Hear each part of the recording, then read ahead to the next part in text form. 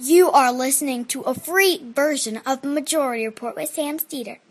To support this show and get another 15 minutes of daily program, go to majority.fm, please. The Majority Report with Sam Sater, where every day's Casual Friday. That means Monday is Casual Monday, Tuesday, Casual Tuesday, Wednesday, Casual Hump Day, Thursday, Casual Thurs, that's what we call it, and Friday, Casual Shabbat. The Majority Report with Sam Sater.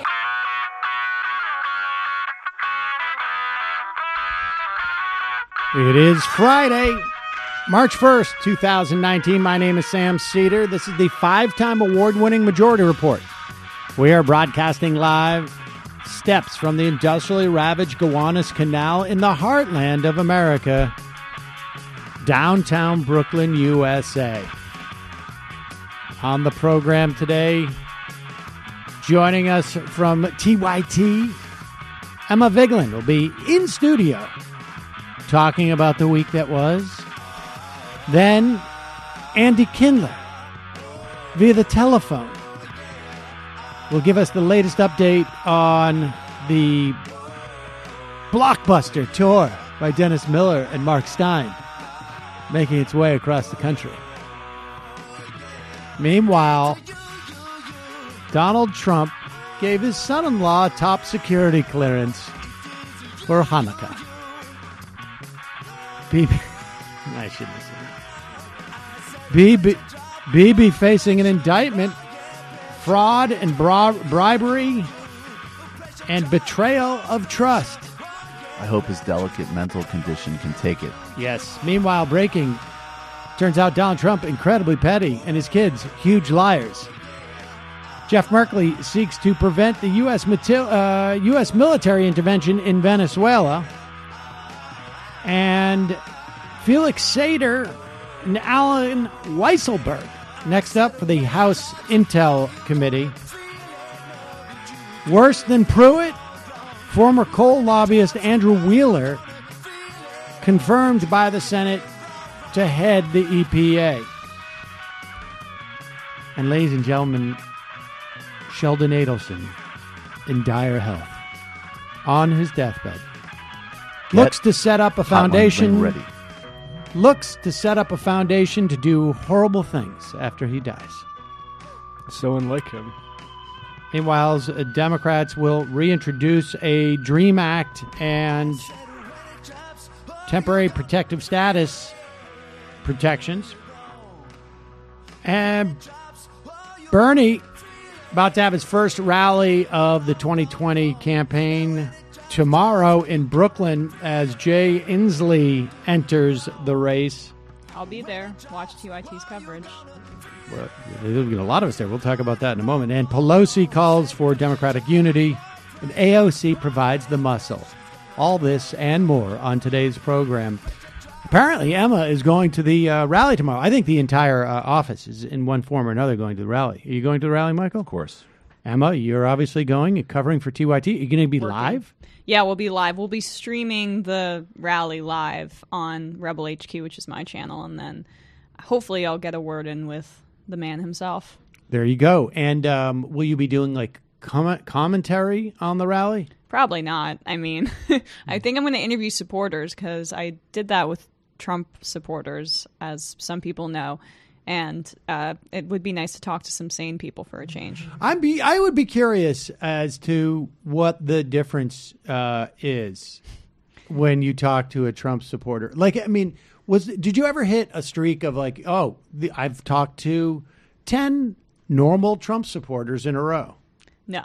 I mean, two? There were a few, yeah, and they were semi-normal. I think a lot of my approach was being extremely non-confrontational, so they felt comfortable saying the outrageous things that they did end up saying, and it was a successful, few months where I was going once a week to cover these rallies because I was just looked like I kind of looked like a Fox News correspondent, right? Like I could fit in there. You could. And when I was just being neutral and non-confrontational, they would just open up more. But I think at the Bernie rallies, we can have a little bit more fun. Yeah, that's true. And now, so what did you do for self-care after spending that much time with Trump? What am I going to do for self-care after hearing you use that phrase? Pro tip. Yeah, exactly. There you go. Yeah. No, I mean, I guess I like wine. Right. There you go. Yeah. So wine. That was what I was asking, whether it was hard liquor or wine. Brendan, Matt, are you guys going? I think so. Yes. Okay. It looks like I'm feeling a bit under the weather, but all right. it's Bernie, so. Right. And It's supposed to rain, so. Is it really? Oh, it's raining? I will not be there. Oh, yeah. It's in like spirit. 33 and raining. It's just right on the cusp of being snowing. Hey, Oh, look, gosh. Bernie's awesome. I'll be. My daughter is propagandizing not for going to be him, excited about I don't know this. if it's indoors. I don't think so. Well, whatever. It's at Brooklyn College. I Yeah. just don't know what the venue is. Yeah, I'm not sure either at this point. And we should say, Jamie is out of town, but I would imagine she would have gone. But I think she's now with the Zapatistas, right? Is that right? I think so, yeah. All right. Well, let's start with this. I just want to remind you folks, this program relies on the support from its members. You can become a member by going to jointhemajorityreport.com.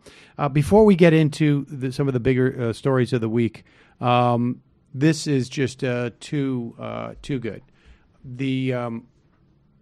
As you know, AOC introduced the Green New Deal with Ed Markey now a couple of weeks ago. And it has been the focal point, I think, of CPAC, which is the conservative. I don't even know what the name of it is now. Political Action conference? It should be Action Committee, but it's just not. That's what you would just, think it is. is some conference with conservatives that But it's not a PAC. It's not a PAC, which is absurd. It's just Nazi a conference. Woodstock. But the thing is, it's gotten more boring as the years have gone on, in part because it's no longer shocking. And I will say this. We may cover a couple of clips from it that are interesting, but I used to cover CPAC quite a bit on this show and even on the radio program, over a decade ago. And it was always like, oh, well, we get some pushback. Why are you just covering the freaks? And now they're boring because the president of the United States basically is a half a step ahead of these people. Diamond and Silk opened the CPAC and got a standing ovation. There you go. I mean, like that's not Diamond even a Silk. joke. No, it's. I mean, look, it's been just as bad in the past, except for just like Diamond and. Of course they did. Of course they did. They've been brought in to testify in front of Congress by Republicans on deplatforming. They're bringing back hip hop in their performance. I mean, did you hear that song they wrote about Cory Booker? Oh no! That sounds like one I might actually like. It was about eating non-ironically. meat. One of them beatboxed. Oh, because he's a vegetarian. He's a vegan, which Oh, is that's so cool. very triggering for them. And they performed this number on their Fox streaming show. And it's Cory Booker does have like vegan you guys brain, though. really got to see it. Well, I'm glad you mentioned vegan and it being triggering because on Fox and Friends, the F&F viewers weigh in on the Green New Deal. They have assembled a crew of Fox and Friends viewers to comment on the Green New Deal.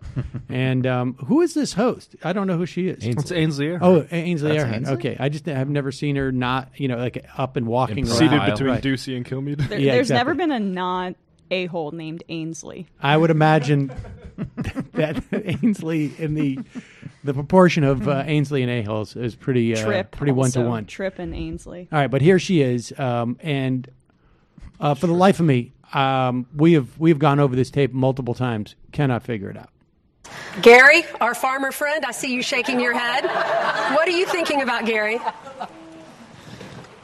Many environmentalists Pause and it for 1 OAC second. Now, understand that there are two types of farmers. There's one that realize, like, hey, climate change is going to fundamentally threaten what I do because I can't move my property. I can't move my land.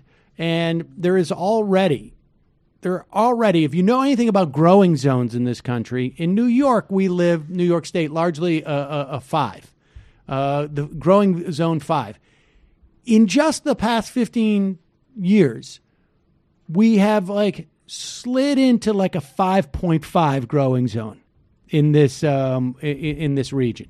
So if you're a farmer, you're a little bit concerned because of what this means for your future ability to raise crops. Or on the other hand, you're just upset because the EPA doesn't allow you to use basically Agent Orange. Many environmentalists, and OAC being one of them, do not realize that America is covered in grass. Pause it for 1 second. Incidentally, OAC is not a thing. I like how he's dressed like he's going to a Mad Men cosplay convention. Exactly. Why is he so dressed up? Yeah, he went to the Banana Republic Mad Men sale. OAC. I think he meant AOC, but go ahead. OAC being one of them, do not realize that America is covered in grass. And 75% of a cow or a beef animal's body weight is made up of grass, which we cannot eat. So we would be eliminating a livelihood of a huge portion of America, or United States anyway, in their production of beef. All right. Thank you all for your comment. They were so excited to talk to the farmer, and he made absolutely no sense. First off, I would also refute the idea of that he has a full understanding of what constitutes a cow in the context of the American meat market, because one of the biggest problems is that a huge percentage of our cows don't eat grass as their primary feed. Right. That's why there's grass fed. Exactly. That's why grass fed is such a unique product, because the vast. To ding this guy for not reading Michael Pollan. Well, I mean, he's a farmer. Yeah. And he obviously is not aware that the vast amount of so-called farming when it comes to livestock in this country is are corn-fed. Everything about Fox News is elder abuse on some level. It's unbelievable. They terrify them, and then but they have what's them his argument? That there's so much grass that without the cows to eat the grass? What are we going to do, not make that grass turn into cows? That it will make a lot of cows unemployed. It will I leave them redundant. It was incomprehensible. Totally incomprehensible. But sort of funny. All right. Well, let's turn to the hearings this week. Emma, I'm curious from your perspective, what was the out of all the things that came out of that hearing, what were your top 2 or 3 takeaways? I mean, Michael Cohen came off very credible, more credibly, is that a word? More credibly than I would have initially thought. The more fun revelation, and I guess we kind of knew this, but I really love the story about Trump getting that bidder to buy his self-portrait for the highest amount of money and then buy it back with charity money and then hang it up in his golf course. It's like the most Trump story I've ever heard in my life, and it's got to be a crime.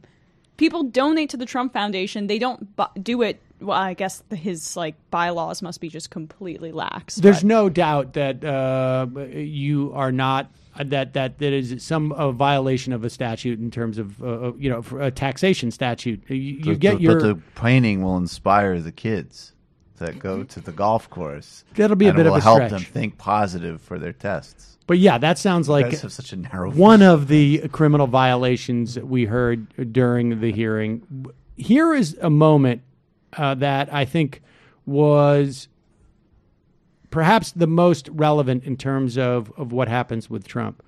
The hearing was largely devoid of discussion of conspiracy to defraud the United States, right? And the underlying crime for what collusion is. Largely. I mean, there was some of it. It talked about it in terms of Stone calling in, supposedly knowing about WikiLeaks. I also am not convinced that the story about Trump not wanting to win didn't in some way make the idea of Trump in some fashion colluding with anybody because he didn't think he was going to become president. Right. This was just a business deal for him. Right, which is why I think this line of questioning, as well as Ocasio-Cortez's, was more fruitful because it focuses on the taxation elements, which are really where the meat and potatoes of the whole investigation, I believe, will be. Exactly. And this is Representative Raja Krishnamurthy. And he this brief exchange is, I think, on some level, the most relevant. It's only 16 seconds, but here's the question. Here's the answer. Is there any other wrongdoing or illegal act that you are aware of regarding Donald Trump that we haven't yet discussed today? Yes, and again, those are part of the investigation that's currently being looked at by the Southern District of New York. So we know Michael Cohen is working with the Southern District of New York to on at least multiple other cases that of criminal activity by the president. It's almost as if, and I can understand the strategic reasons and the tactical reasons, and maybe there is stuff there in terms of Russia, but it's almost as if in setting the bar about Donald Trump that he was some type of Manchurian candidate and there was some type of massive undercutting of our national security, and all that may be true, but focusing exclusively on that. We just heard about enough crimes in that hearing the other day that they would have impeached like every other president. Bill Clinton was impeached because he lied in a deposition about having sex with somebody. Yeah, I mean, this is what I think some progressives I have been saying for a while, is the over-focus on the Russia stuff to the exclusion of, or to the detriment of, his tax crimes is a political mistake.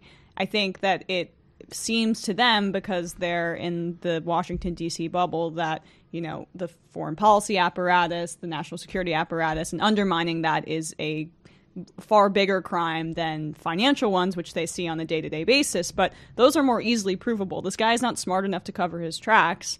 And I think that that's what we're going to see.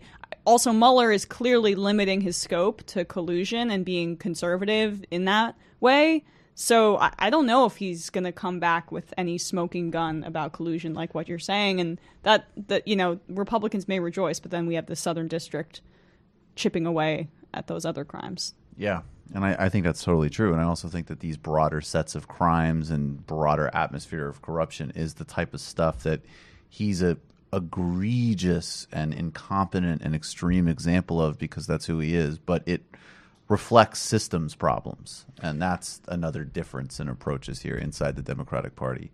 The only thing that I would say that that would be, I think, a legitimate response to that critique of the overemphasis on is that in 3 months from now, we're going to have 2 or 3 or 4 examples of what we just saw with Michael Cohen.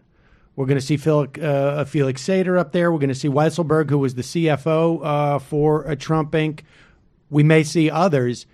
We couldn't see this prior to now because Republicans were not going to have hearings like this.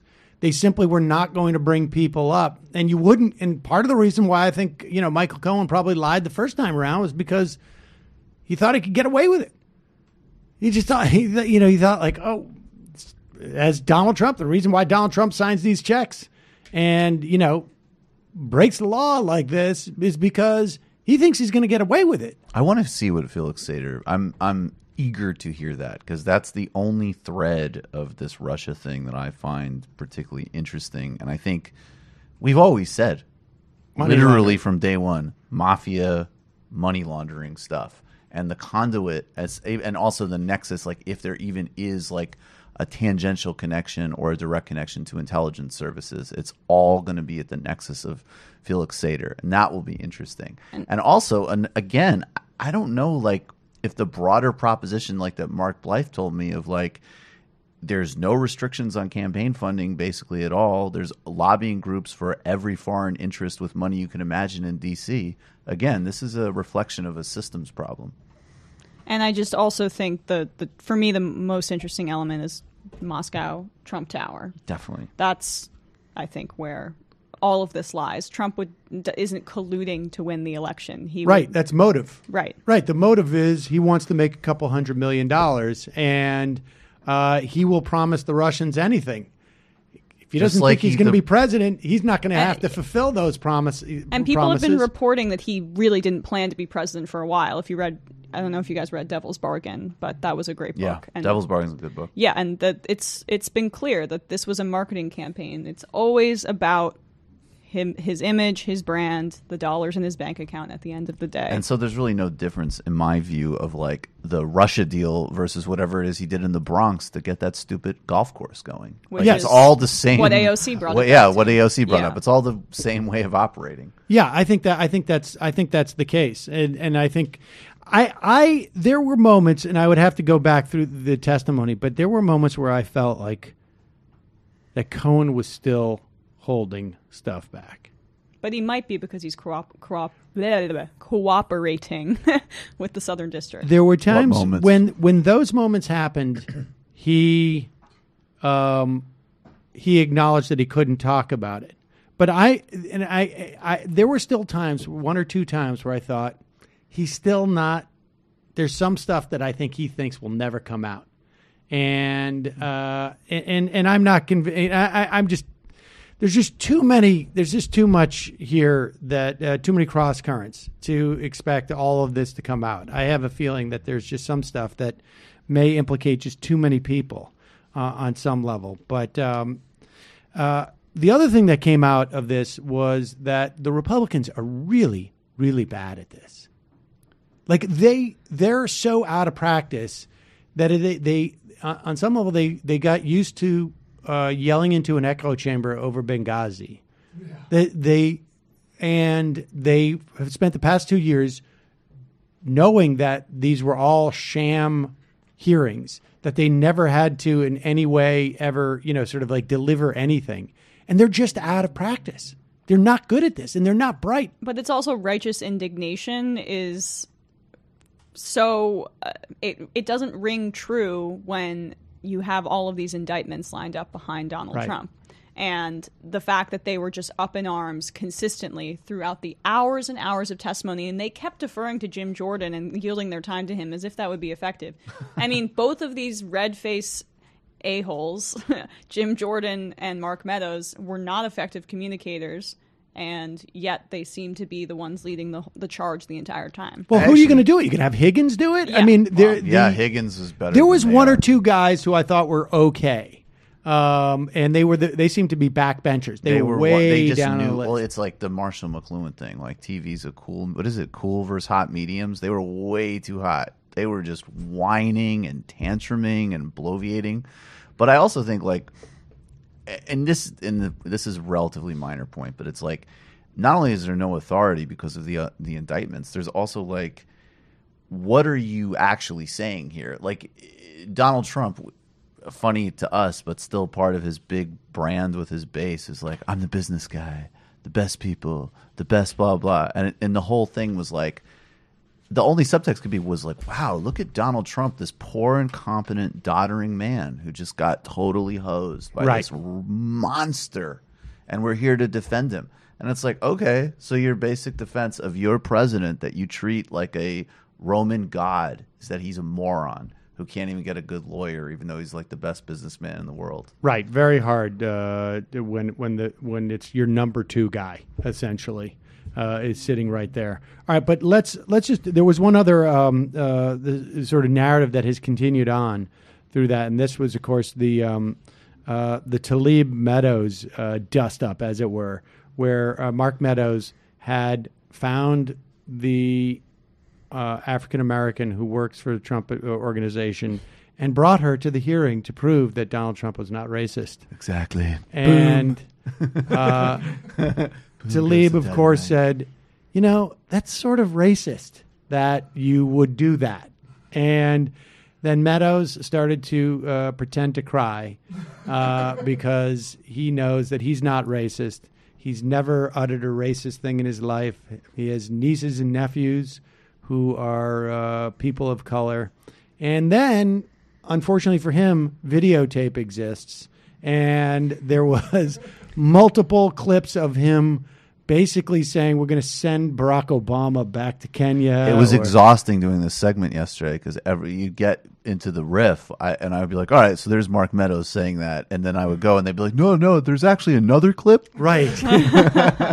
And so here is Mark Meadows now having to explain why he said this race. Oh, do you have one more clip of it? We did play this one yesterday. Oh, you did? How long is it? It's shorter one. Oh, yeah. Let's just play the short one, and then we'll go back to his response. Right. This is him as a candidate. It's good to be here with you today. I thank you so much for allowing me just a few minutes to talk with you and share a few things. But, it's interesting when the more we find out, the more we realize how wrong the direction we're going. And so what we're going to do is take back our country. 2012 is the time that we're going to send Mr. Obama home to Kenya or wherever it is. We're going to do it. Now, Barack Obama, of course, is an American, and well, he doesn't look like one. And apparently that was Mark Meadows. But let's, before we judge him, let's ask him why he was starting his campaign speeches by implying that that Barack Obama should go back to Africa.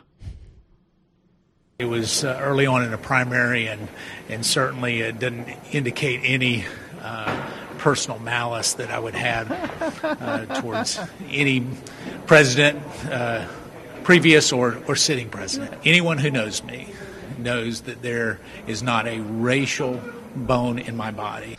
Not a racial bone in his body? Did he say that on purpose? Yeah, he said, I don't have the extra racial bone that makes you not be able to swim.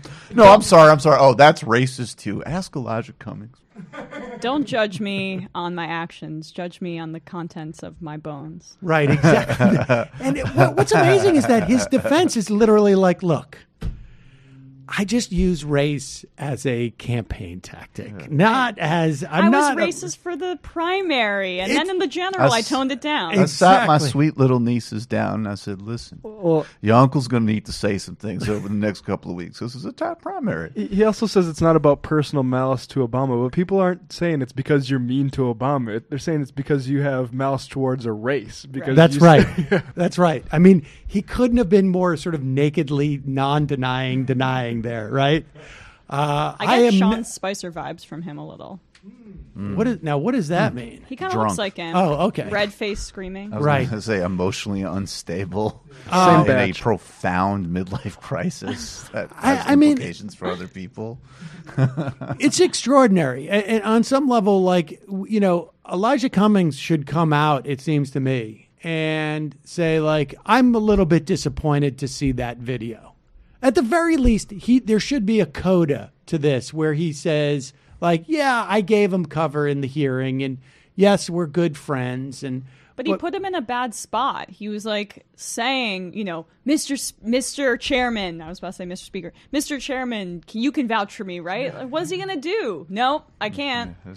Actually, even though we have drinks occasionally, I feel like you are extremely racist. I feel like Cummings could have been you're a good guy, but I know. I would say you're racial, not racist, right. To paraphrase Omarosa. Well, anyways, he does have a racial bone. Right. So. I think Elijah Cummings legit, and I know some people don't like this, but he is a Christian. Honestly, that's the whole way that exchange, and a lot of things he did on that committee. He's trying very hard to take his faith seriously. I mean, if Cummings did body slam him at that moment, it would have made it all worth it, actually building the relationship I would with have him over other Yeah, things. you're just and now you realize we never were friends. It was all the build-up, honky. Democrats 2019. I don't want to blow past the fact, though, that the reason why Mark Meadows has to spend the next 2 days defending the fact that he's not a racist, which is a difficult task for him, is because Rashida Tlaib had the wherewithal and the strength, clarity, to say this in a hearing where I don't think that we have ever had a class of Congress people which would include people who would do this on a regular basis, at least not in the past 20, 30 years. I mean, you had people, call out Jeff Sessions, but it was a more formalized process. This was like she was just commenting on something that happened in the committee, didn't have, it was obviously off the cuff, and good for her. But this is important, right? Yeah. Well, part of Pelosi's shrewdness about, I guess, I don't know how involved she is in committee assignments, or the party's shrewdness is they put Ocasio-Cortez, Ayanna Pressley, Rashida Tlaib, these strong progressives on the oversight committee so that they could be just constantly attacking Republicans, as opposed to a lot of people were really concerned about AOC, especially highlighting the hypocrisy and criticizing the Democratic Party. But it is so nice to see these deeply progressive Congress people like Ro Khanna and the people I just listed have this platform to go after the Trump administration. They can be the bulldogs, and at the same time, they'll still be critical of the Democratic Party. So it's deeply refreshing, and I think that their interrogations, or not interrogations, their questioning was the most effective and the most memorable out of all of the questioning. And there is a broader context in which they're raising these issues, right? Like that it's not just simply Trump bad or Republicans bad. There is a foundation of a proactive politics from which this criticism comes. Like if this was a Senate hearing and Cory Booker was on the committee, he'd spend 80% of it talking about himself, not letting people answer questions. But Ocasio-Cortez especially was just trying to get to the facts. And I found that refreshing. Yeah. Now, meanwhile, Donald Trump was in North Korea and Hanoi in Vietnam. And in Vietnam, anticipating a signing statement on, I guess it was supposed to happen Thursday, and that's a long way to go, essentially, to not have that signing statement. I mean, that's a huge disaster. And it's Bolton's fault. And Pompeo. I mean, my understanding is that the North Koreans actually came with, and again, you can't be moralistic in these conversations, so I'll stipulate all the things about the horrific nature of that regime. But they came with a deal that was significant. It would have definitely downgraded their capacity in a pretty significant way. And what they wanted was for real, robust sanctions relief. And I think it's also really important to note that this has all been conducted through the South Korean president. Yeah. Who wants this to happen. There's a whole civil society movement in South Korea. The place where the stakes for this are highest, they want a deal. And the North Koreans came with a credible one, and Bolton and Pompeo, made the world more dangerous. And Moon, I said last year he should have received the Nobel Peace Prize or been in consideration for his work with this. But secondly, what I think is important to note is this is what the deal that Trump was apparently prepared to take is identical to the Iran deal, basically, right? The partial denuclearization, basically getting rid of their nuclear weapons, but still having it for their power grid, and then sanctions relief. And Trump is trying to get that done, but at the same time saying the Iran deal is a terrible deal. It's purely motivated, clearly, by his hatred of Obama, as opposed to anything substantive, which is what's sometimes he stumbles upon the right thing. Well, here's the question: was this a massive failure? That's the question. Wow, I don't know what that happened. The soundtrack for Sam's question. It just went a little bit too loud. Oh, of course, it was like some tab I had open with The Hill. Classic. Here's the question: was this a massive failure by the foreign policy apparatus of the Trump administration? I mean, first of all, you do not travel to Vietnam to cancel a signing ceremony, right? Like, you just don't do that. That's just somebody totally effed up. And either the State Department apparatus and the foreign policy apparatus completely dropped the ball, or Trump was like, just get it done, forced it to go forward. I want to sign something on that day, because he knew that Michael Cohen was testifying and wanted to make sure that there was some type of story, and they just weren't able to execute his unreasonable demand. Could it be both?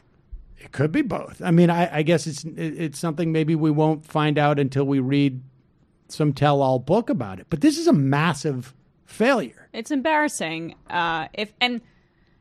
If only his constituents cared at all about peace with North Korea. I mean, we care as progressives, and we care as people who want to see peace move forward in the world. If he succeeds, his supporters will use it as brownie points, but if he fails, they don't care either. So there's no real consequences for him and his base, no matter what he does. Well, but here's the problem, right? Is that he is not going to do this again. He's not going to go, like the entire apparatus that arranged to have a signing statement yesterday, to have a signing of some type of accord, is now been completely illegitimized, right? Like, he'd be an idiot to listen to them. They'd be an idiot to listen to him. I'm talking within his own government. So now you have a situation where they're just going to put North Korea to the side, and they're not going to pay attention to it. And every time you do that with North Korea is when you start to have real problems. Yeah. Because they don't like to be put into the corner. And why would anyone, after he tore up the Iran deal, listen to him on deals of sanctions relief and nuclear disarmament? I mean, the United States doesn't keep their word. That's a secondary problem. I'm not sure that, how much that plays with. Even in the context of this one, though, people are there, and not just North Koreans, are suggesting that Trump is actually lying about even the extent of sanctions relief that Kim was even asking for in the negotiations. I do think, though, with Iran, you're 100% right, and I do think, though, it's worthwhile to consider, though, why could Trump follow his instincts, which were good in some ways on this, with North Korea. And then in addition to his personal hatred of Obama, there's a whole foreign policy apparatus set in D.C. committed to not having peace with Iran. Right. Which is a whole other kind of layer that doesn't apply to North Korea. But I just hope that, I was glad that Bernie Sanders wanted embrace negotiating with North Korea. I hope the Democratic response isn't like, see, this is why we need to go back to the decades of other types of diplomacy which didn't work either. There's obviously a difference between being not knowing any details and just wanting a win, like Trump, versus let's just go back to the same arrangement that didn't work before. Well, that should always be the critique. That's why when he initially made these overtures, I was skeptical, not because I think these overtures are wrong. It's just that he is woefully incompetent, and you don't want this type of incompetence around when you're talking about a desperate regime that has a nuclear weapon. Like, you just don't want that.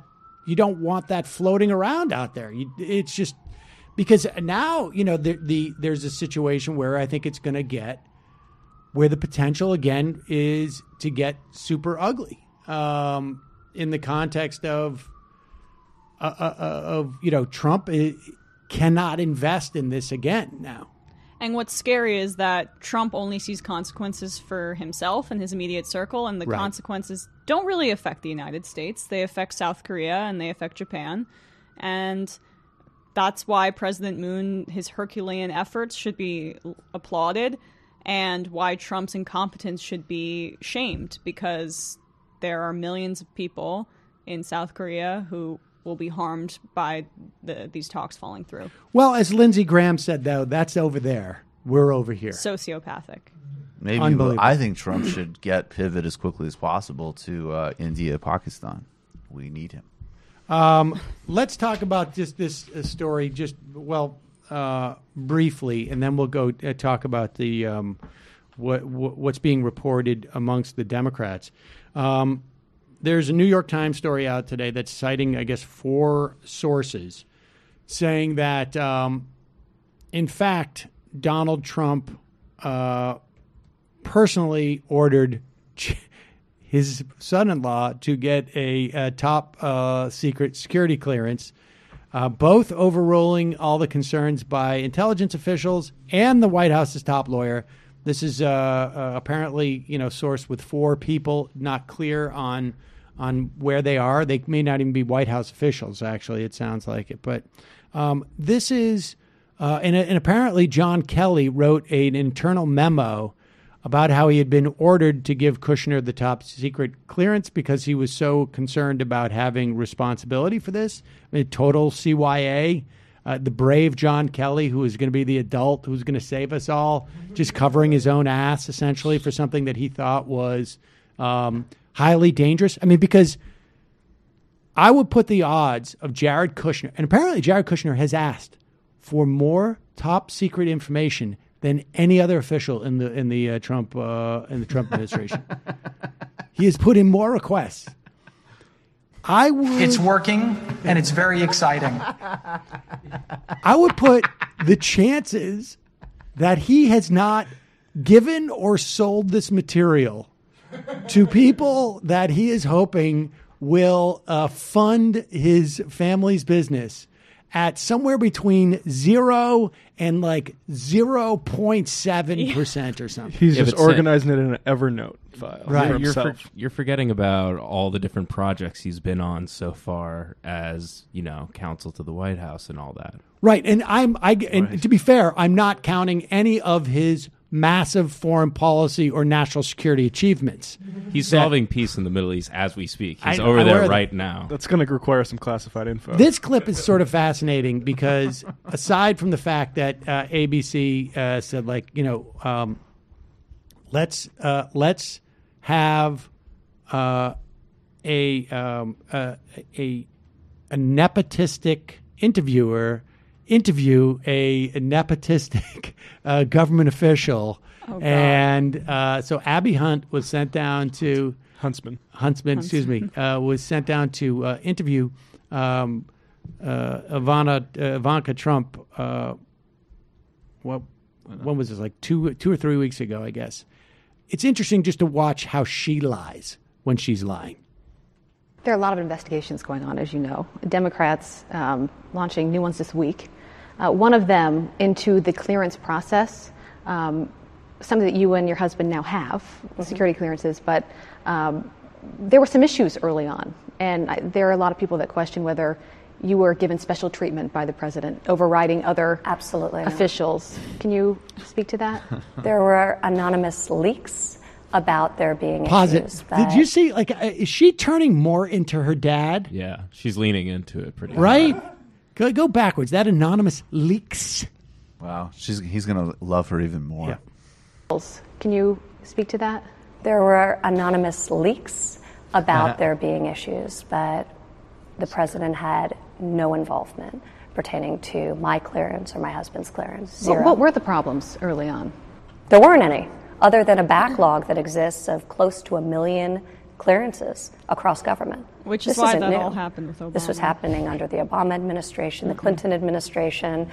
There are literally close to 1 million people in the federal government who are in the pipeline to get their permanent clearance and are on temporary status. So no special treatment? No. How dare you suggest that my father would give me his daughter special treatment?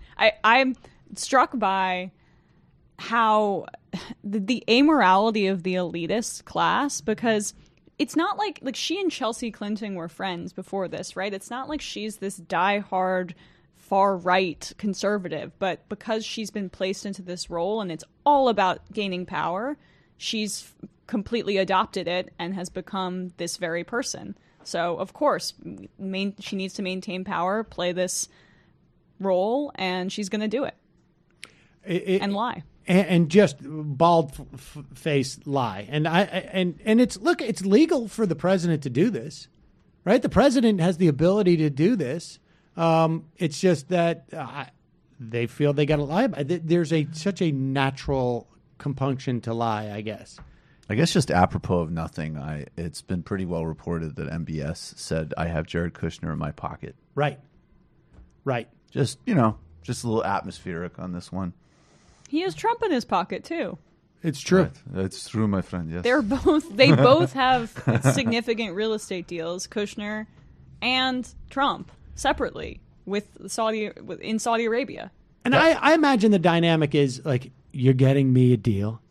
You take a taste for yourself, too, because you got to take care of my grandkid. What's so funny is when Trump made his first visit overseas to Saudi, we were doing these bits of like the Saudis telling the Russians, like, why do you make it so complicated? Like, what you do is you fly him out, you put his face on a billboard, you tell him he's great, give him a gold chain. Right, then exactly. you can have a blockade on Qatar. What's all this with the bots and all this nonsense? Just do it. You just do it. Just cash. Yeah, it's just cash. It's just, all right. He's a great president. Here's money. What's the problem? So there's a story that I think there's a version, a Politico version. There's a Washington Post version.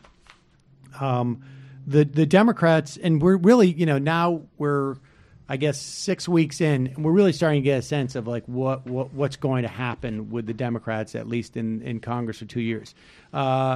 We got Pramila Jayapal introducing a Medicare for All bill that is to the left of Bernie's.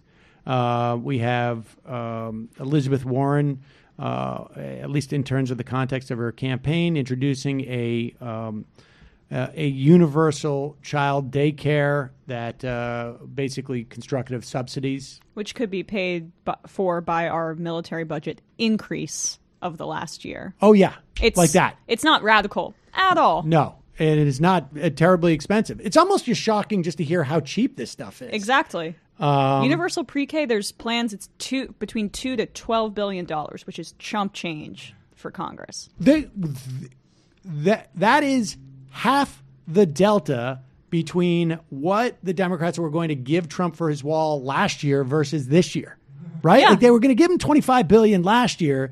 They were, he wanted $5 billion, like $10, $12 billion is nothing. And the idea that you could provide universal pre-K for that. And the other part about Warren's bill is that not only does it provide universal pre-K for students, but you're also like building an infrastructure of teachers. Yeah. Right? That she's the job creator. Yeah. And we also have Democratic legislation on renewing the Voting Rights Act. We also got some gun control legislation passed. But that gun control legislation was the focus of some frustration in apparently a closed-door meeting with the Democratic caucus. Because what happened on that gun control legislation, this was basically an expansion of the of background checks, of federal background checks for gun purchases. Of course, it's not going to be law because the Republicans control the Senate. However, there were 26 Democrats who joined the Republicans in voting for an amendment to the legislation that required ICE to be notified if an illegal immigrant seeks to purchase a gun. And so we have a situation where you're giving ICE more authority. And ICE is a highly problematic agency for obvious reasons. Simultaneously, there's a story about how there's a crisis at the border because we have too many babies that we're storing in a Texas facility. So Pelosi went in and basically chastised her caucus. We're either a team or we're not. We have to make that decision because she did not want these Democrats to abandon the Democratic caucus and vote with the Republicans on this amendment. There's an argument. Pelosi and Hoyer and Clyburn on one side, Pelosi on the other, as to whether Democrats should be making these procedural votes to allow amendments because they're afraid of in 2020 that they're going to be these votes are going to be used against them in House races. And apparently AOC got up at one point and said after she said something to the effect of, okay, this is what it was. And this is her spokesperson saying this. She said that when activists ask her why she had to vote for a gun safety bill that also further empowers an agency that forcibly injects kids with psychotropic drugs, they're going to want to know. A list of names, and she's going to give it to them. Speaking of basically like, we're going to primary you guys, right? And it's encouraging to me that Pelosi was on the side of not the primarying, but AOC's kind of in her wing, at least. Well, what does that say to you that she is? I think it says more about the fact that these gun control measures, I think Pelosi has gone all in on. She understands that it's a political win for the Democrats in terms of polling, that it should be easy.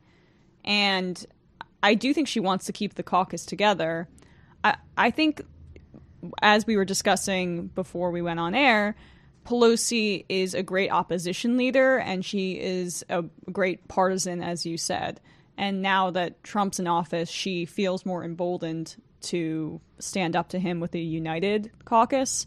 And I think that's more of her concern, whereas AOC is more concerned about the substance of it, and she wants to abolish ICE altogether. I think that's true. I think the idea, though, the thing that's encouraging is because there's always been these two, the legacy fight, if we were having this conversation 15 years ago, would have been about Democrats being weak and not being willing to just be partisan fighters and being afraid and too timid. There's an ideological fight as well that's going on here. But the fact is like, don't be afraid to go into an election and slough off a procedural vote on whether or not you voted for an amendment.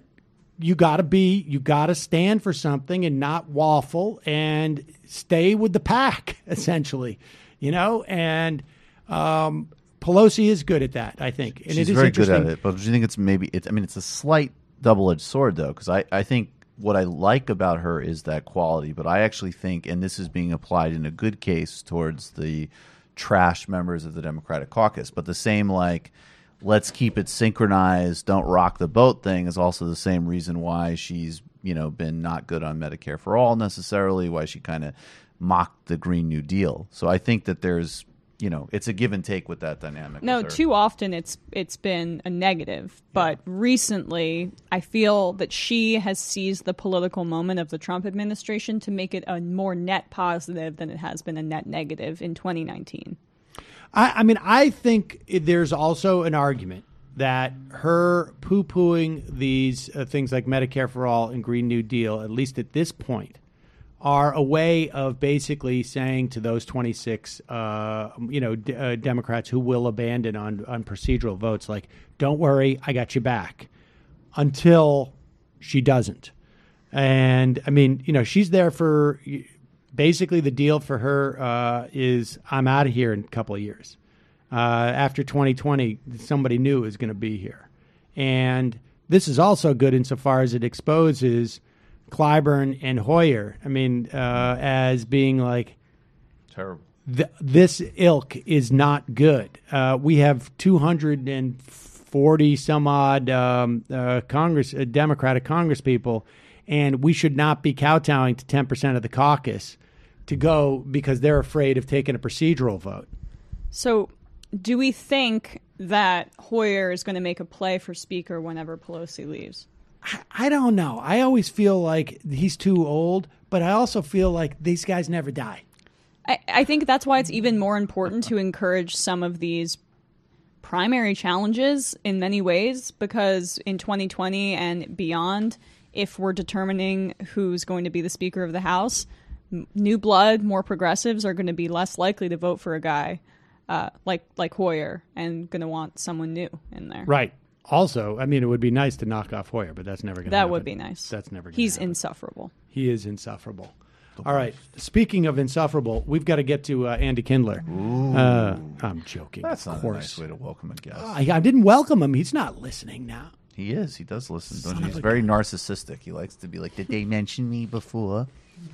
That's not nice to I say. know. Did you see how I did that? I did a misdirect. Boom. Sorry, Andy. We love you. All right, we're gonna take a quick break. We're gonna bring back Andy Kindler. Do you want to stay for a little bit because Sure. we're gonna be talking about some really terrible people.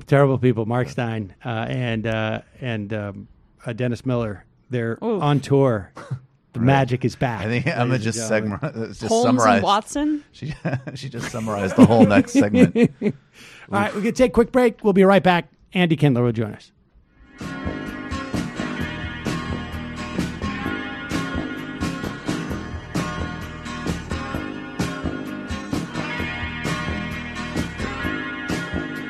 They're breaking glass and burning buildings in the early greenhouse sun. The powers that be will blame extremists, and I may well be one. Yes, I may well be one. And old Wat Tyler's ghost is smiling as a brooming he looks on. They haven't really been this angry since 1381. Since 1381. And I am just a jangling man, been in the cold too long, long, long. And I live with a raggedy Ann. We never had any money, is it really so wrong? The velvet glove, the iron rod, and a bridle for your tongue. The tanks which trundle through the square when the old have killed the young. The wind feels all the colder now in the early summer sun. The old man sees the wall come down and he reaches for his gun. He reaches for his gun. We are back. Sam Sater on the majority. I don't know what I was expecting to start at that moment when the music went down. I thought it was the beginning of the show again. Ladies and gentlemen, as you know, on a Friday is is such a special day that people came up with the saying TGIF.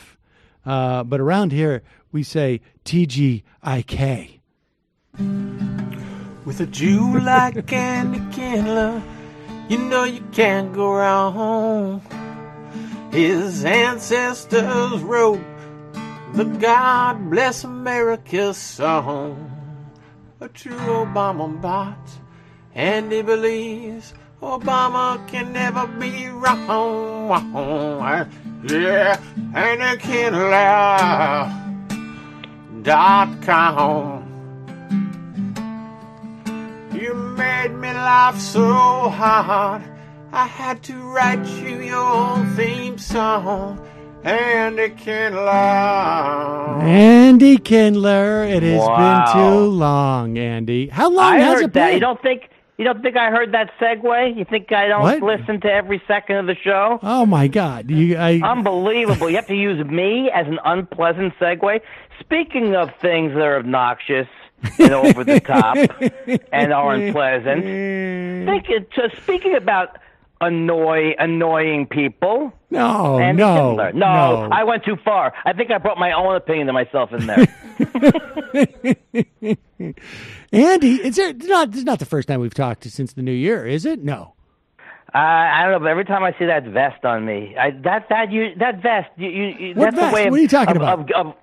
What's the vest? That's on.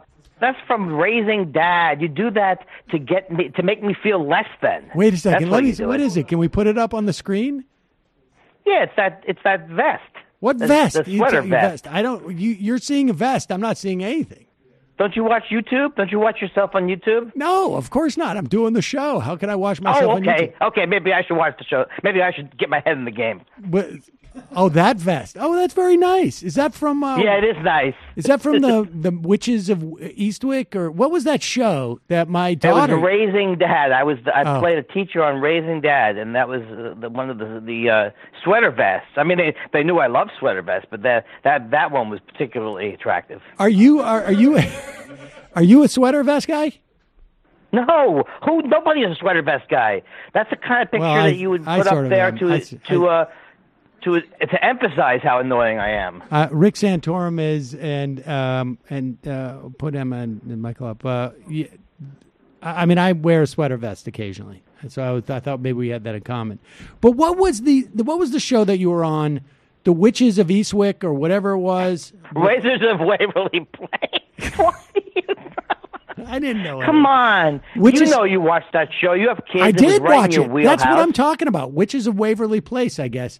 With it's not. I guess. I know the exact name. Selena Gomez. Selena Gomez. My daughter. I know her. My daughter loved that show, and she was very excited one time when you came on. I was like, I know that guy. That's a great story. She was excited one time when I came on. And she said, I know that guy. The second time, I don't even not so believe much. that part of the story. Nah, that's not true. You're being very demanding. Okay, today, let me switch out of my negative mode. I don't like that character. Let me be a team player now. Let's go. To be honest, she got really excited when she met Caroline Ray because she was the mom on Phineas and Ferb. But, I mean, it's sort of like being seriously. excited about you. When she met Nick Bakay, who is the voice of Sabrina the Teenage Witch. Nick Bakay? I don't know what I'm saying. The cat on I don't know what I'm Sabrina the saying. Teenage Nick Bakay was the voice. He was the voice of the cat? No, I think I mixed up everything. But he was on the show. Because I don't think he would have been the voice of Sabrina. No, yeah. Why do I don't have my facts in line. All right. So, Andy, now let me ask you this. I was looking at I'm not a facts guy. I was looking at your post-facts world, man. I was looking at facts are funny things. Sorry. They don't care about your feelings. They say the darndest things. Facts say the darndest things. Oh God. Well, so I was looking at your Twitter feed, and I just have you are you what's going on? Are you meditating? Because I don't see. Like I went back days, and you're not in a fight with anybody. I know. It's my because it's from therapy. It's as my therapy gets better, my ability to interact with people socially goes down, and it's good. It's a good thing. It's like every minute staying away from Twitter, I get a gold psychological star. Oh, are you scared that it will impact your ability? Stars, do we? Are you scared that it will impact your ability to bother Chris Cuomo? Like too much of a good thing, therapy? What is this thing where these jerks, and I call him a creep. I call Chris Cuomo a creep, but not really. He's not a creep. But he has Christie on, and he's asking Christie if we can trust what Trump, can we trust what this person's saying? He's going to Christie for honesty. His brother's good friend, Chris right. Christie. My! I also noticed that he said that you had a problem at one point. You tweeted out just sort of randomly, Anderson Cooper's a horrible show. Yeah, that's true. That was true. just that. I don't even think of that as a tweet. That's just what everyone's thinking. Yeah, I mean, tell me the lie. Were you even watching the show at the time? Yeah, I was. No, you just sometimes like, I do. popped into your head. Yeah, it's one of those things where they have. You know how they have like they think a news show is bringing one of Trump's horrible friends on there, and that's all they do. They bring like a horrible, and then they argue with one of Trump's friends like they're. I mean, I don't watch it that much. You're right. Is it kind of a thought spiral? Bored. Michael, doesn't he sound bored? Anderson Cooper? Anderson Cooper. Yes. He has a monotone voice. He sounds bored unless somebody is saying that Trump is obviously demonstrably a racist. Then he gets excited. How could you say that? And then he has his buddy Don Lemon on, and then they're both boring and stare straight into the camera. How can you say that? Lemon gets out in front a little bit, though, doesn't he now, Yeah, Don but, Lemon? yeah. Let's get after it. Let's get after it. That's Cuomo. I'm sorry. No. I think he has Lemon on when there's like a Trump racist remark so that he can get him fired up a little bit. That's true. They bring Don Lemon in because he's the only one who can say it's racist, apparently. He's the Ray Lewis of the CNN crew. He walks out there, does the dance, gets everyone fired up for the Trump. You know what I love? Funny. I love when they spend 10 minutes of their show talking to each other about what's coming up on Cuomo's show. 10 minutes. It's 10 minutes. I noticed that the other day. And they think they're bantering, too. Yeah, I've noticed that. The banter thing and the handoff in the shows, I thought that seems to be like pretty soon all the shows are going to be 60 minutes, like they're going to be like 35 minutes of handoff. on both sides of the show. We should do that with And you MR can't and always- TMBS. You That can't would be always great. This is like a capture the giant- warmth of the Rachel Maddow, Lawrence O'Donnell toss. What that toss is like Lawrence was like, wow, that was a lot about Russia there, Rachel. I'm going to be not doing that. Donald Trump said something stupid. No, We're I going to think ride it's- that out for about 30. I think it's more like, with all due respect, I think O'Donnell was like, I only want to do 40 minutes tonight. Yeah, I'm going to do it. It's like, that's no problem, Lawrence. Russia, Russia, Russia, Russia, Russia. So, Andy, have you been on tour? I see you're going to all these like prestigious festivals. Hey, I'm going. Everything has a certain edge to you, where you look at it, you look at it a little differently. It could be a little slam. You know what I mean? If I wasn't thinking the right way. I saw like you're going to the JFL and to the CFL. Next week, I'm going to. Do we have listeners in Aurora, Illinois? I'm going to the comedy Shrine in Aurora next weekend, Friday and Saturday. See, I have things to promote. You told me next time I come on, I better get something to promote. Now look what I did. And so, what do you do when you go to the Comedy Shrine? Do you have to give an offering of some sort or some type of? I go crazy. I go crazy with. I'm not worried about doing the anti-Trump material on the road, Sam. I don't know what you thought about it. I'm not afraid. Is the anti-Trump material working on the road for you or no? I haven't found. I guess the fact that I say that I would not. I hope someone who supports Trump does not come to the show. Don't go to the show. I haven't seen anybody. I haven't seen any racists at my. I call them racists. I haven't seen any racists at my show. All right. Well, that's not terribly surprising. I think if someone's aware of your work and they're, let's say, I'll tell you what, we need to build that wall, but I just love that Jew fella that's always getting into conflicts with CNN personalities on Twitter. Well, I saw Russell Brand at a casino in Atlantic City like a few years ago, and a lot of people showed up not knowing his politics because they were just at the casino. About 15% of the crowd left around 30 minutes in, and he had to shout down many hecklers saying, you hate America, go to X, Y, and Z, Muslim country, blah, blah, blah. Frankly, I'm surprised it's only 15%. At the casino. That's where I make my stand.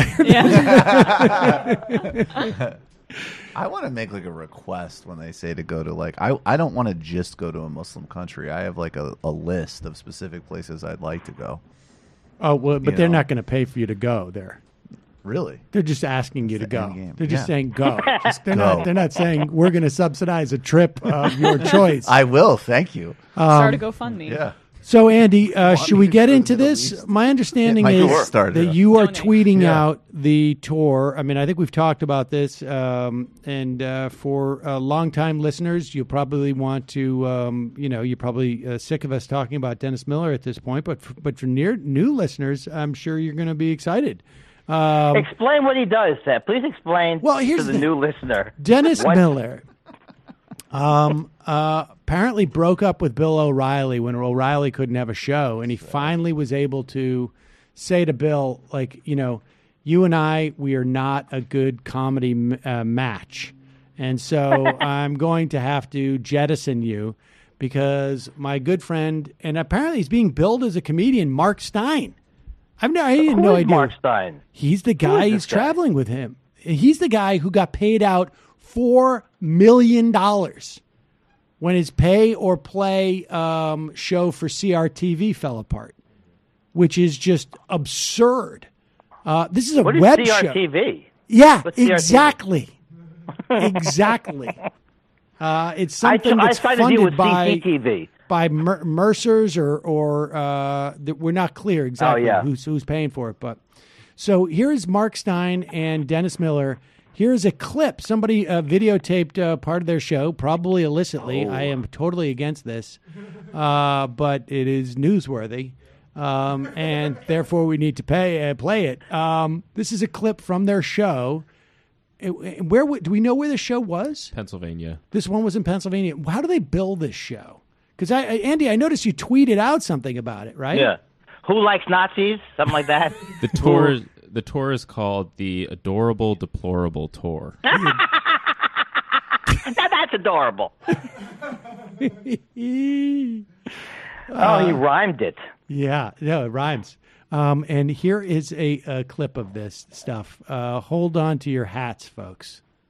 And that's exactly why I'm here. I am a college professor of anthropology and sociology at a liberal arts college in a nearby state that has very high taxes. I have recently been red-pilled.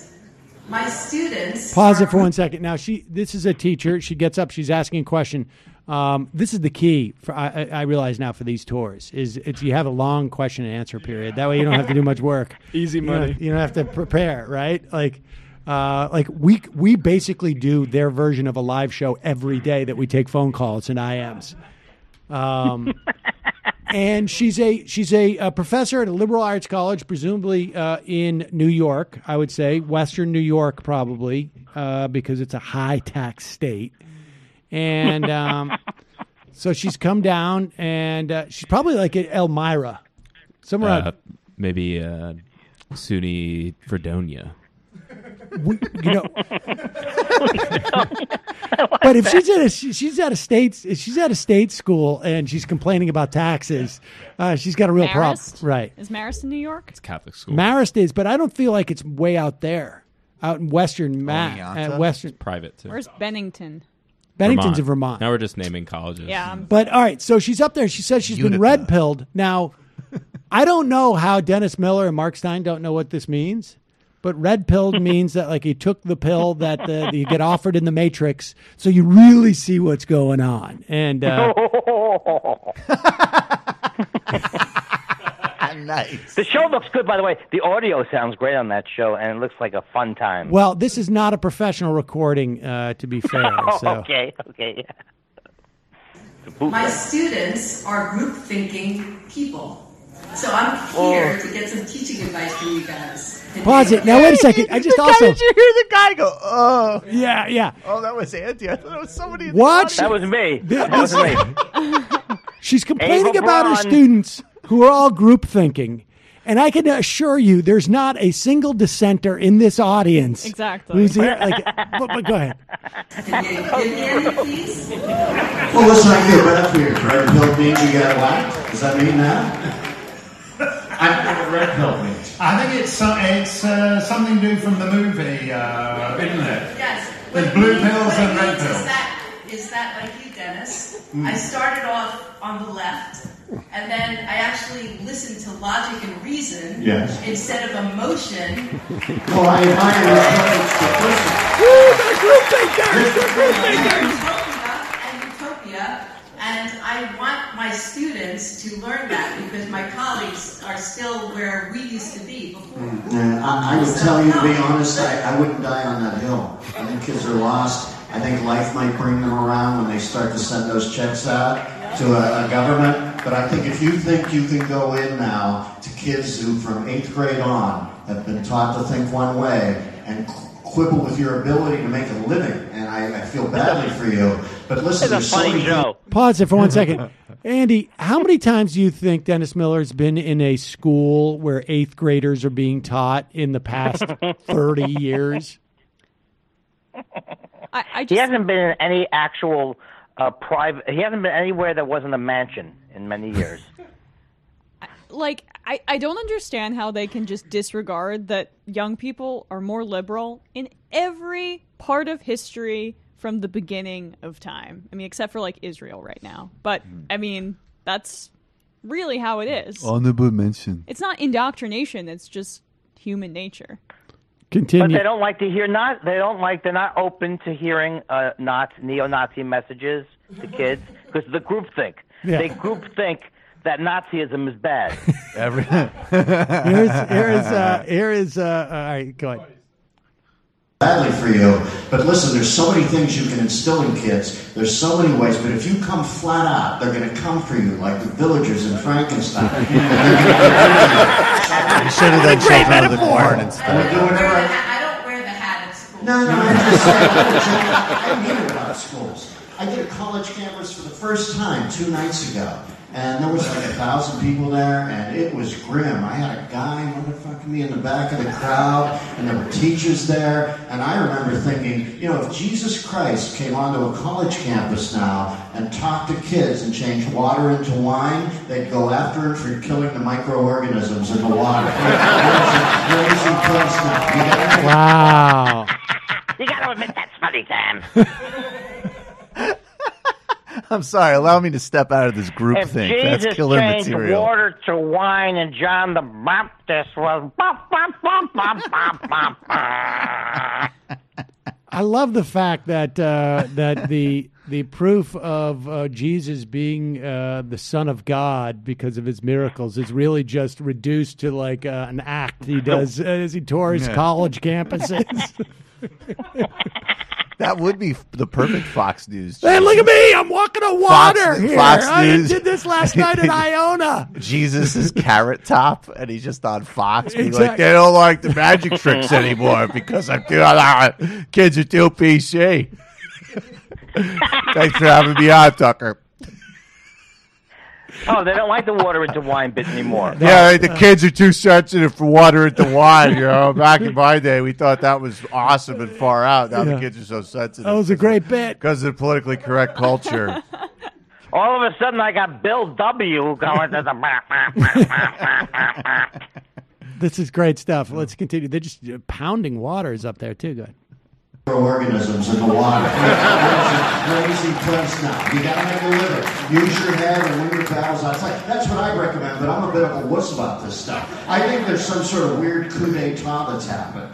We all act like it's going to happen if we don't watch ourselves. Listen, when you see this guy talking this week, and he says that, Mark, we were talking about it in the back room, it's astounding. I think there was a full-bore coup d'etat afoot that was only held off by one thing and one thing alone. Trump is a crazy son of a bitch who's never had that office, and he would take them on bare knuckle. But I think if he didn't, look at these people. Wait a second. What is the coup d'etat that he's talking about? He said it twice. He also said it twice. I think he just thought it would get a laugh, so he brought it back again. What is the This coup is d'etat? what's happening in Venezuela right now. You can't make jokes. You can't. Guaido's like, hey, I don't like Maduro's dating material anymore. But what You're is the canceled. coup d'etat that he's talking about that Trump it's held like off? the people that use gaslighting and don't know what it means. He doesn't know what it means. Oh, that's true. We're getting gaslit into a coup d'etat over here, but you took the red pill like Stacey Dash did in Clueless. What he means is that you used to be able to make jokes, and now you can't make jokes because they have gotten control of who can make jokes. But Trump fended off they. Yeah, by saying, so I that's don't care not what a you coup tell me. d'etat. So then there's no coup d'etat. Yeah. Trump is the only It's thing failed. standing in the way of a coup d'etat? No, he That stopped the makes coup d'etat. I'm the only one letting you do a venue in Teaneck, New Jersey, where you bitch and whine about college kids. And the person standing against history. Dave Rubin's going to come out, complain for 15 minutes about his demonetization on his YouTube channel. We've got a great show tonight. Mark Stein has a weird accent that makes no sense. He's from Canada, but he tries to talk like an Oxford Don, doesn't like black people. Then Dave Rubin is going to talk about demonetization. All to be with the cleanup hitter of Dennis Miller with 1970s gerbil references. So here they're arguing this is the sort of like the Donald Trump may be horrible at everything, but he's managed to stop PC in its tracks. Yeah, he threw a grenade under the door, is what Alice Castellano said last week on This Week. He throws a grenade under the door. That's not possible. Unless it's in, like, I guess, a men's bathroom stall. There's a doggy door. There's a very low threshold. You don't throw a grenade under the door because what happens is it hits the door and bounces back at you, incidentally. But go ahead. Trump is a crazy son of a bitch who's never had that office, and he would take them on bare knuckle. But I think if he didn't, look at these people. That's one great service that Trump did, even if he never did anything else. just to say, I'm going to say this stuff, and I don't care if you don't like me saying If Mark it. Stein gets arrested, it will be for something disturbing. Wow, they're really getting to it. They're getting to it. He's up there with the Trump. The one thing he's able to do is get up there and talk about the shithole countries when nobody else would, or say that it's speak the truth. That Americans were typically good very neo-Nazis. respectful of Haiti before Trump was president. Right. He finally allowed a bunch of fucking weird suburban white people to trash Haiti. Never happened before. Now let's just pivot for a moment. As you know, CPAC is going on, and apparently they came up with a really funny thing at CPAC at their bar, and They're very arch over there. Oh yeah, and this is let's read off the menu here that they have at the CPAC bar. There's a Russian collusion, which is a vodka soda. Oh, vodka because of Russia. Right, because vodka soda. Gotcha. And soda's very collusion-y. And Things then just bubble up. There's an AOC, which is, of course, a juice box. Why? Because she's young. Not really And a winding. You know how winding socialists love those juice boxes? Shirley Temple would have been where I went with that. But. Yeah, that would be a better joke. And the wall is a whiskey neat. Why are these such uncreative cocktails? That you think CPAC could afford a bartender that would just put a little spin on things? It's amazing to me that the wall must be like, if you're for the wall, you're somebody who drinks your whiskey. Or there's no ice. Like, are you getting rid of ice if you have the wall? Right. Abolish ice. That's why. This is the kind of stuff you write when you put up whiskey neat P.J. if you O'Rourke have a wall. was a humorist. That's actually super clever, That but would be not funny so as- much for CPAC. Yeah. We Love Ice would have been a better one where they just give you a cup of ice. AOC should have been like a non-ice related drink, right? Right. I mean, it should have been something that was like super expensive and you get nothing or something, right? Yeah. Like it's got to be like An empty glass. Yeah. No one's ordering an AOC anyway. Right. Nobody's getting a juice box. Yeah. So if you just lean into it, just Right. say an empty glass. Right. Just like How about a bleeding heart, Bloody Mary? very good. And of course, a Sarah Sanders is a bourbon on the rocks. Yeah. They're tired. why? They're just tired by that point. Yeah. No, Why? they heat up. Why is it on the what? I don't get it. Oh God. I don't get it either. Oh, maybe because bourbon is smoky and she's got Smoky eye. Okay, and then of course this is great. The Mexico will pay for it is a tequila sunrise. Oh my. Again, I'm deeply disappointed in the lack of cocktail variety or creativity. Oh my! It's also it's a very weird mix of just They drinks. have money. But they don't have creativity. And of course a tea rum derangement syndrome, right? Tea rum derangement syndrome Tea. is a rum and coke. I want to go back to Tea rum. Can I get a tea rum derangement syndrome, please? They should have said the Trump and Coke, like just Yeah. and as opposed There to it putting. is. Done. Right. That would have been good. Then you make think about cocaine though. Cocaine Mitch. Cocaine Mitch. Cocaine Mitch is just actual A cocaine trumpet and Mitch. CPAC. And this Cocaine one's- Mitch is his Chinese. Trumpet Mitch is a veteran. rum and coke. That'd be good actually. A trumpet Mitch. And then this one is like the classic, we got to explain the joke. The Kavanaugh quote, "I like beer," is a beer. They didn't even It's just specify all- what kind. Why couldn't they just call Well, it neither like did a he. Kavanaugh? And that's a beer. Yeah, just the Kavanaugh will be like a Budweiser. That would be funny. That would work. And of course, the crying Chuck Schumer is wine. But why why do they does not Chuck Schumer- specify wine, what kind of beer or what kind of wine? It's just beer, wine. Also, by the way, Chuck Schumer doesn't cry, but he is whiny. So whiny wine. That's a direct line right there. Yeah, why You not don't just? want That doesn't your- even don't- make I'll any take. sense. Why humor not? to Why take don't you away say from just the like, message. "Oh, I take a Chuck Schumer." That's Here's a a wine. glass of wine. Right, Chuck exactly. Schumer. I would make that joke. $2 Chuck. And also crying is misspelled. Don't help them, guys. Yeah, these are all better because of our work. There is one guy on the right who has a bit of creativity when it comes to these things. I'm talking about Ben Garrison, the cartoonist. Oh, let's see. He's a talented guy right here. Drink up. I gotta see this. Someone else will pay for it. Oh, man. Wow. AOC's bar, no ice. They got to that joke. Right. The there it is. Venezuela surprise. You can have a late-term abortion or a tax on the beach. Of course they have to put her in a crop top for no reason. Yeah. Just to, just to emphasize how creepily obsessed with her they are. Yeah, that's Stop pulling her pigtails, guys. And She's a not reason into you. and logic liqueur. Oh, it's really tiny. That is hilarious. That is so funny. I gotta tell you, maybe Socialism is sexy. this might say something bad. Oh, of look me, at but that. Look at late-term that. abortion in a bottle thing. Yeah, it's Inconvenient. What's that? Convenient. What's that? If there was literally a drink that could produce a late-term abortion, I mean, I see market possibility here. Well, I mean, Yeah. I think there are. you should talk to investors about that. Right. That's hey. Hey, it looks I'm trying like to be if market-oriented. Crumb Emma. couldn't draw. That's how it looks. I like the Venezuela surprise because, of course, just like Was that the Venezuela. aid package? Right. So, Andy, where can people see? People can see you in at the where in Illinois this weekend. Boy, no, but you really set it up so it sounds attractive to people. That's what I like.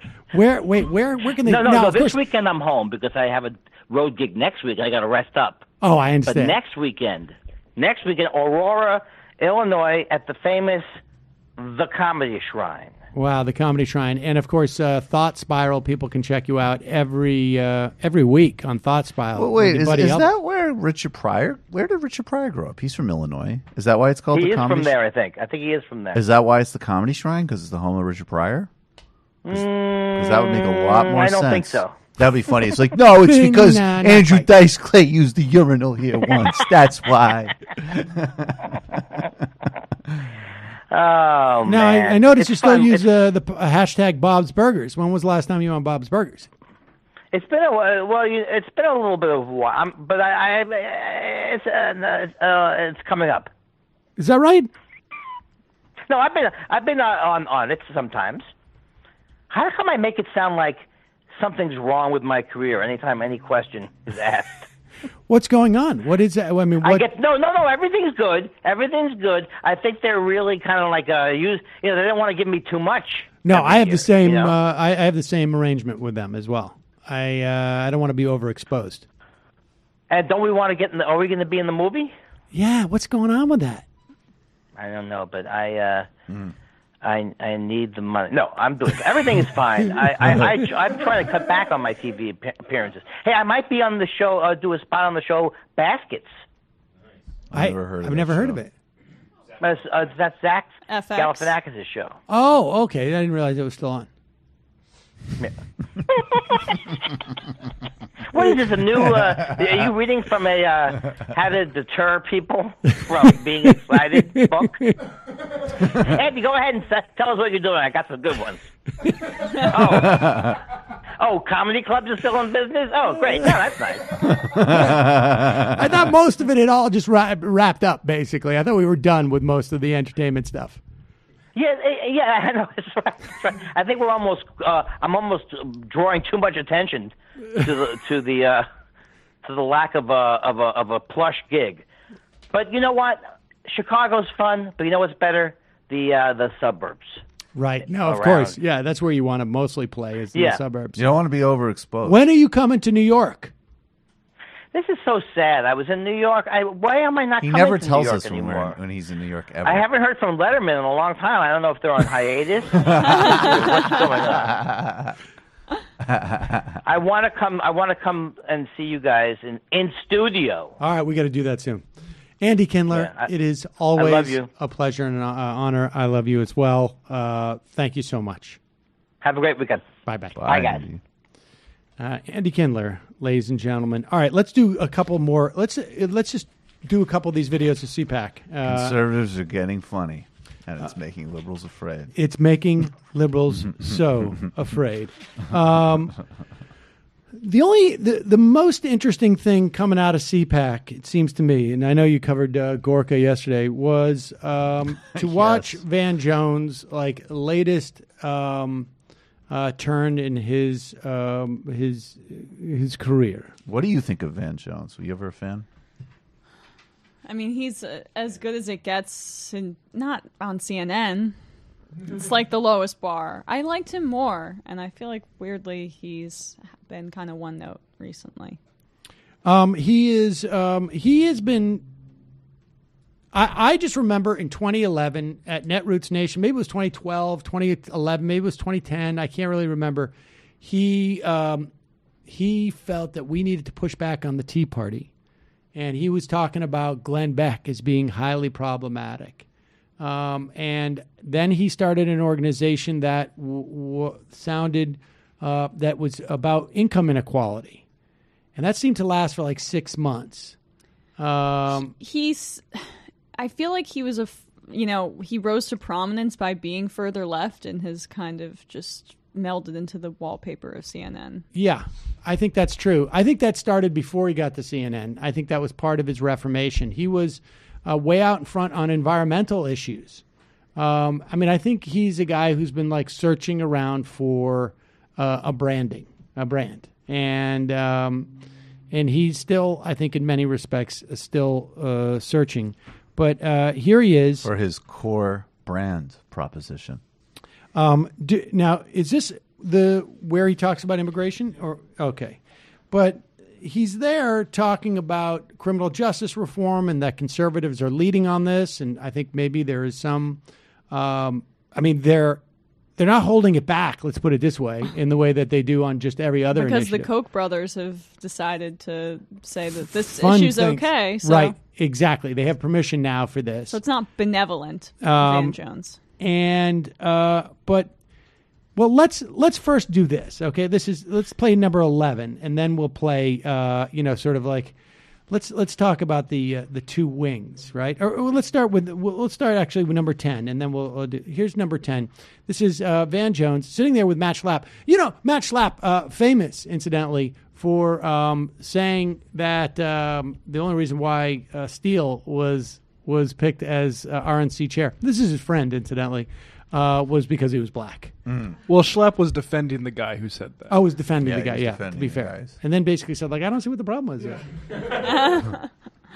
Here they go. They're on a panel with, I don't know who else. It looks like Colorful Socks right. McGee. Colorful. Here's the deal. Right. The conservative movement in this country, unfortunately, from my point of view, is now the leader on this issue of reform, in that you look at Mississippi, a rock-ribbed, totally conservative, former jailer is the governor there, Governor Bryant.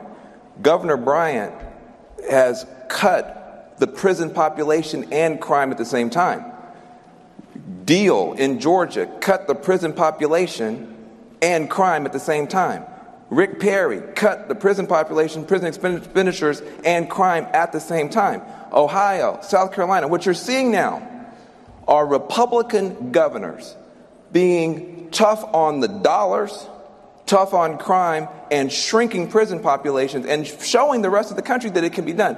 Now, my problem is I now have a conservative movement that, for libertarian reasons, for Christian conservative reasons, and for fiscally conservative reasons, is actually doing a great job on what should be my issue. This is supposed to be my issue. You are stealing my issue. So,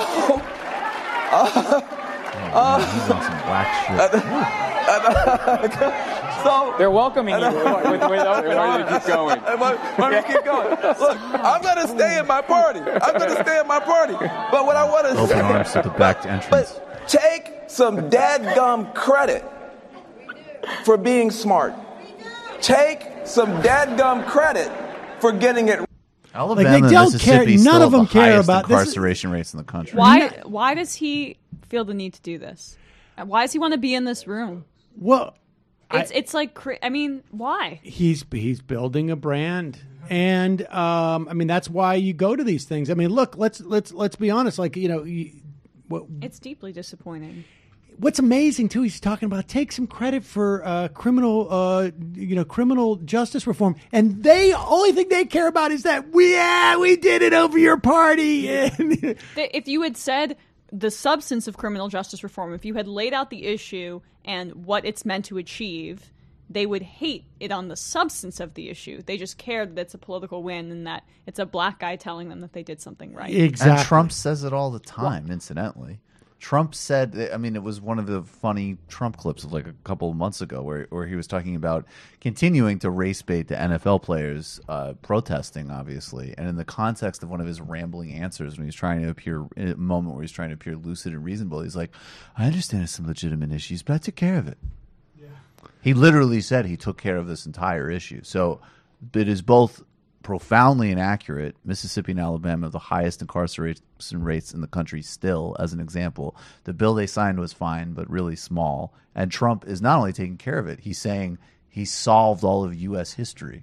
So I think we're good. Oh, that's good. That was pretty super easy. And here is Van explaining why he's there. Because, Emma,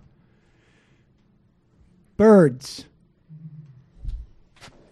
That's why we tell our kids liberty and justice for all, okay? Because if you have justice without liberty, we want social justice. We want to make sure the little people aren't run over. But we don't care anything about individual rights. What we get is totalitarianism. Justice without liberty is totalitarianism.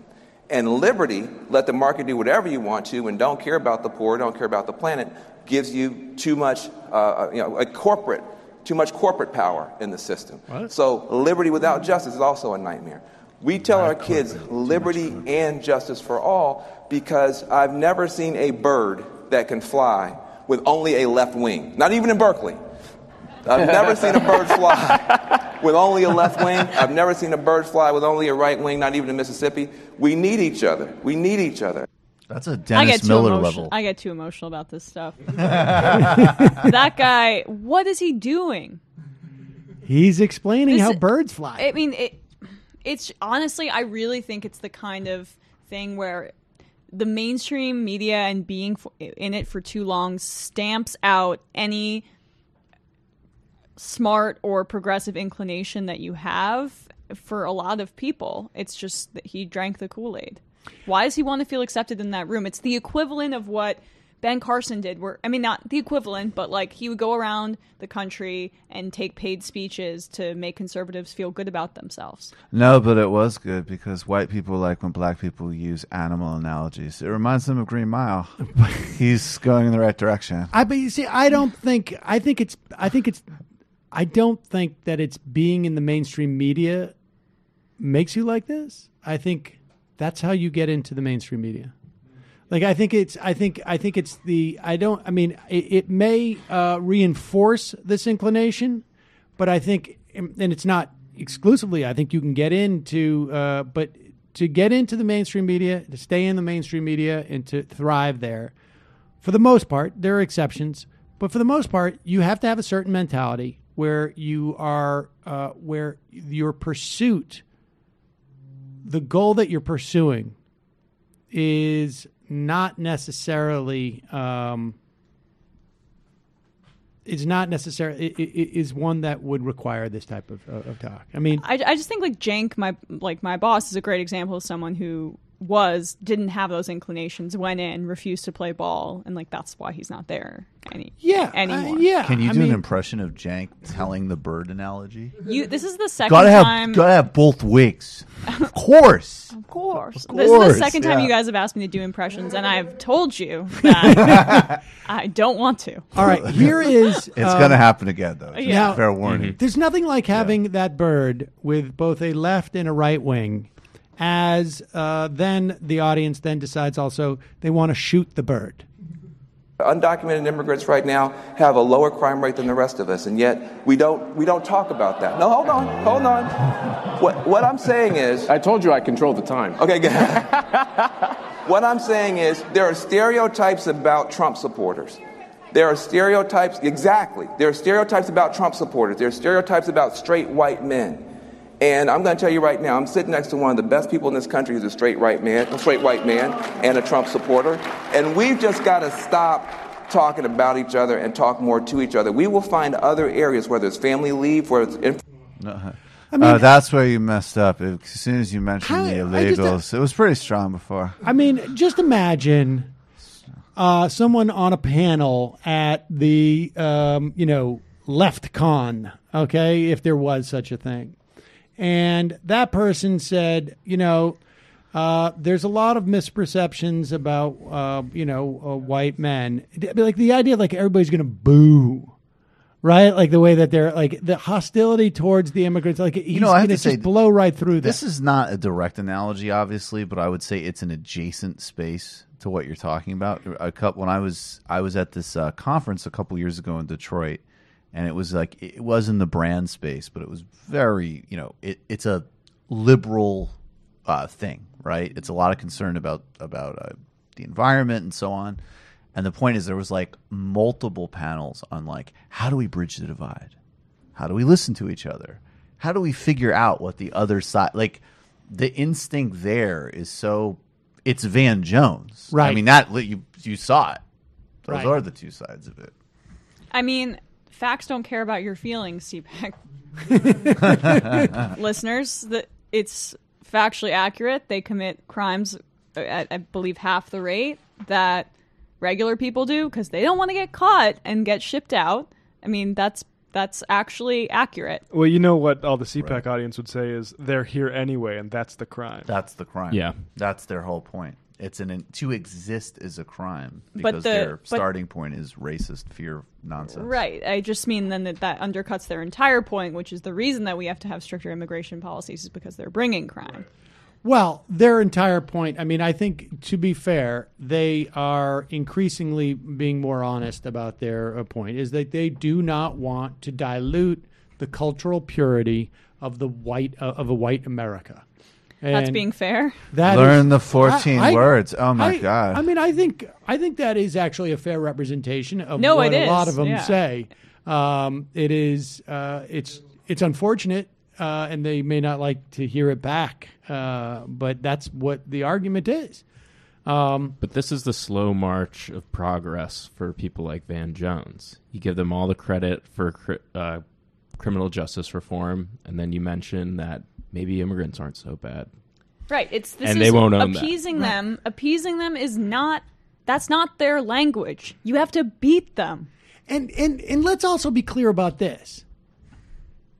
To the extent, and I will concede this point, there has been a lot of effort by certain conservatives, particularly in certain think tanks and some of the policy apparatus, to pursue criminal justice reform, particularly prison reform. But the idea that you would compliment the people at CPAC for this is a major category error. Those people have nothing to do with it. Those people, the people who are working on criminal justice reform are not at CPAC. And he must know this, right? Like, he must know CPAC would chew up these people and spit them out. That these are movement conservative people who don't care about those issues. Like, 3 years ago, the most important thing to them was the deficit and how Obama, and now they don't care about the deficit. 5 years ago, 6 years ago, it was marriage equality is going to bring about a complete destruction of the planet.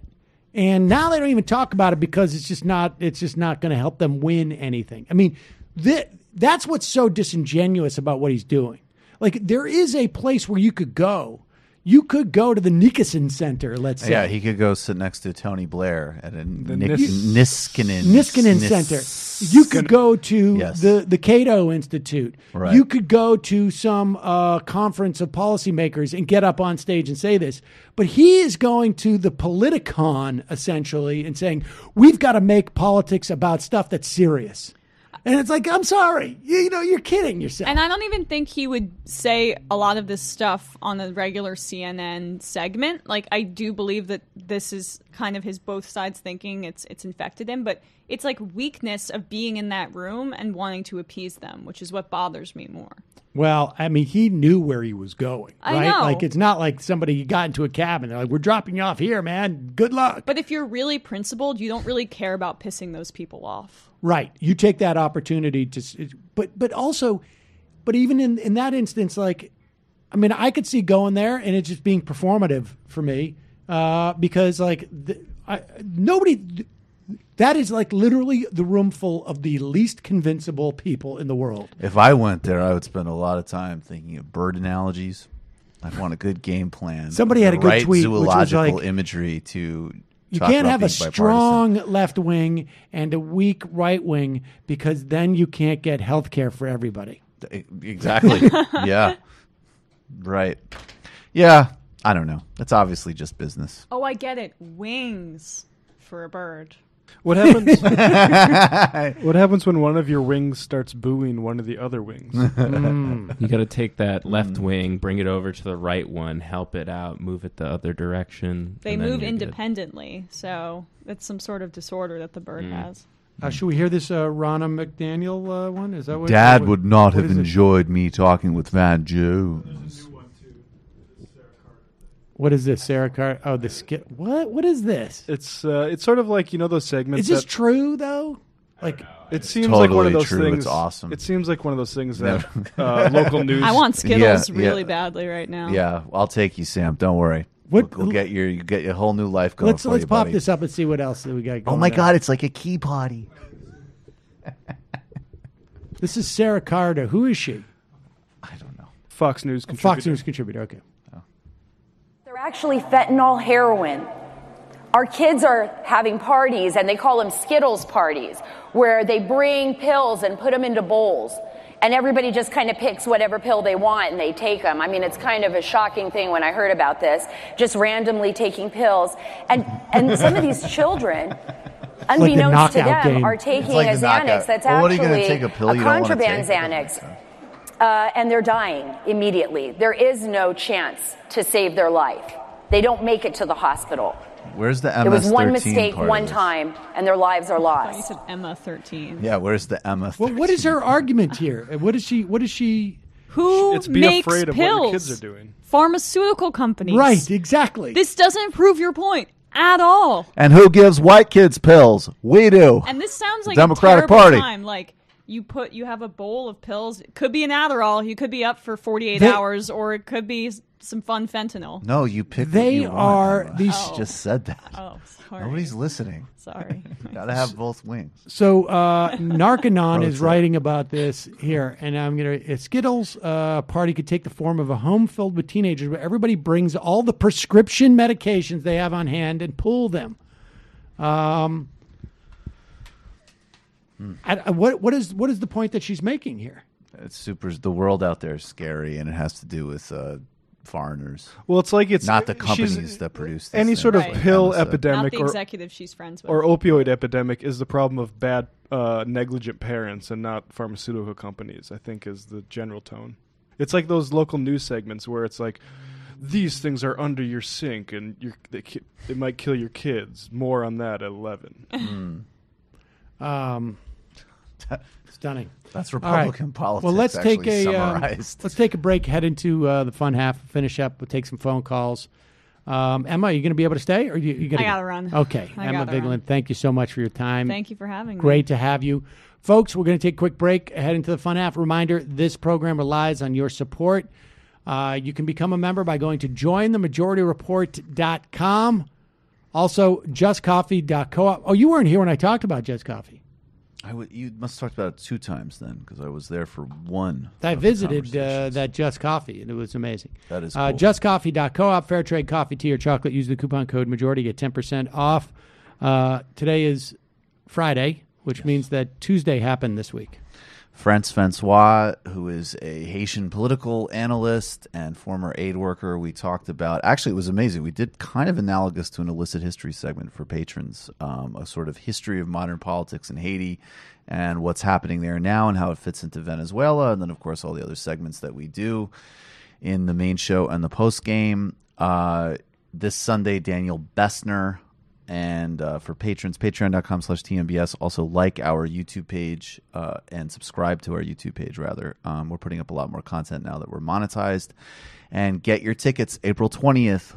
Left is Best, West Coast Fest. We're doing our second live show at the Bootleg Theater in L.A. with Big Waz, Nando Vila, and Anna Kasparian. Oh, my See you girl. there. Anna's great. Friend of TMBS. Emma, what do you got going? Bernie rally tomorrow. Did I mention that at the start? Yes, live coverage I'm bookending streaming it. on the what is it? Rebel The- HQ. Rebel So, HQ. Facebook.com/Rebel HQ. Check it out. And I'm going to probably just be continuing to do some of my commentary videos for now. I'll be back on the road once the debates begin, likely, and once Trump starts doing some more rallies. Oh, you're going to go When do the debates totally? begin, do you know? I'm hoping to do the debates. I mean, sorry? Do you know when they begin? The first debate begins, or the first weekend of debates is in June, and then they have another one in July. So That's they're not that starting far off. super early. Wow. Yeah. Oh my gosh. Jesus. So yeah, we gotta do our planning about what we're gonna cover and stuff, but I'll be on the road soon enough. And Matt? Tomorrow, Wakefield by Nathaniel Hawthorne. It's a kind of interesting short story he wrote that's sort of very modern. It's about a guy who decides to leave his wife and sets up in an apartment across the street and just watches his wife respond to his absence for 20 years. Are you thinking about it? So, yeah. Sam? It's not a true story based on Sam. But Bryan Cranston starred in a movie about it, actually. That's Wait, I actually think I remember this movie. Wait, what was the movie called? It was called Wakefield. Right, it didn't do that well. No. Well, it was based on an E.L. Doctorow adaptation. Sounds like a very good Cranston vehicle. It sounds like I'm interested in the psychology of it. Yeah, it's very interesting psychologically for Well, what you do something is written you in just 1830s. they know you're there, and then you feel better. It's like watching your own funeral. I've done that. All right, folks. See you in the fun half.